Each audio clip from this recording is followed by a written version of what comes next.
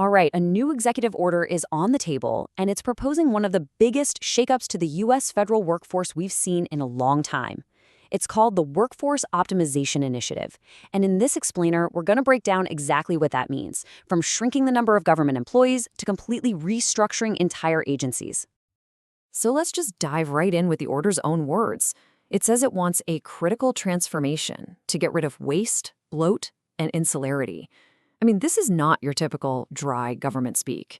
This is language that's meant to signal a huge, top-to-bottom overhaul of how the government functions. So what's the big idea here? What's the why behind it all? Well, at its core, this order is being presented as a mission to make the federal government way more efficient and accountable to the public. The argument is pretty clear. The bureaucracy has just gotten too big and too complicated, and this is the plan to fix that. Okay, so that's the goal. But how exactly does the order plan to make that happen? This is where we get into the nuts and bolts. It lays out a very clear strategy for shrinking the workforce, getting into the real mechanics of how it's going to reduce the total number of federal employees. The plan basically has a two-pronged approach for cutting down the headcount. One way is kind of like a slow, steady squeeze over time. The other is a much faster, more direct approach. Let's start with the slower method first.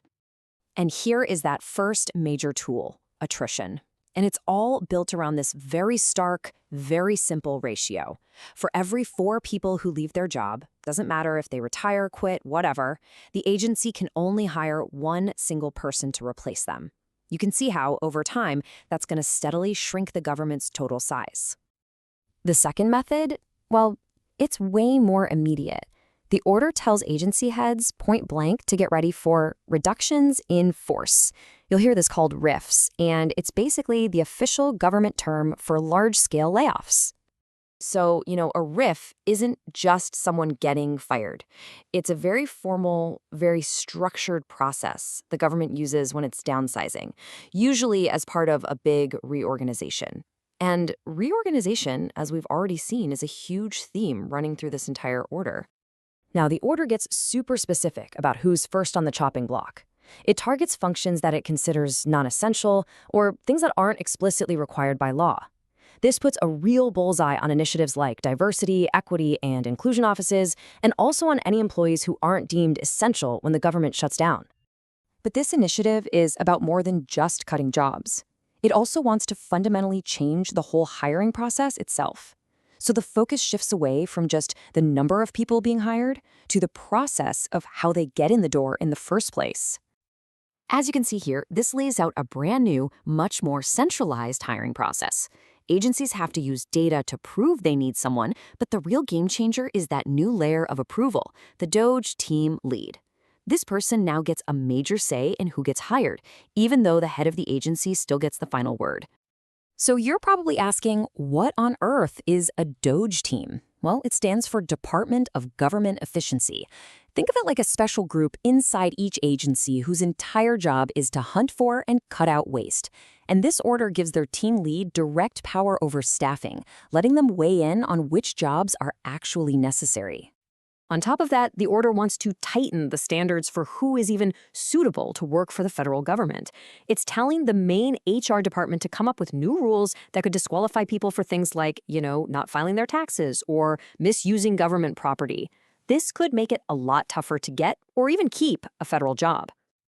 All right, so we've covered the people, but the order's scope gets even bigger.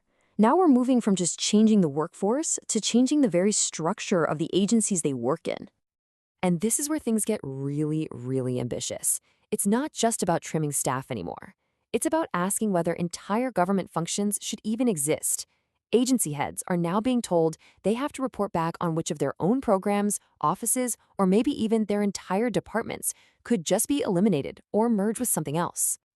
Of course, not every single part of the government is going to be affected by this. And the exemptions, who gets a pass, are just as revealing as the cuts themselves, because they show us what the order considers to be untouchable core government functions. And right here, the priorities become crystal clear. You can see the contrast. On one side, you've got functions like DEI initiatives and other administrative offices that are being targeted for cuts. But on the other side, You have things related to security and enforcement, like law enforcement and immigration functions, and they are explicitly protected from both the layoffs and that strict hiring ratio. And the list of exemptions doesn't stop there. The entire military is completely excluded from this order. And on top of that, agency heads are given this really broad power to protect any job they decide is essential for national or homeland security. That creates a pretty significant potential loophole for certain departments. So, how quickly is all this supposed to happen? Let's just say the timeline is incredibly aggressive. Those key reports on restructuring agencies, they're due in just 30 days. That shows a real desire to move fast. The whole implementation plan has to be on the president's desk in just 240 days. So, when you strip everything else away, this entire initiative really boils down to one fundamental question. Does a smaller government automatically mean a more effective one? This order is, in a way, a huge, high-stakes experiment to find an answer, and its success or failure is going to reshape how the government serves its citizens for years to come.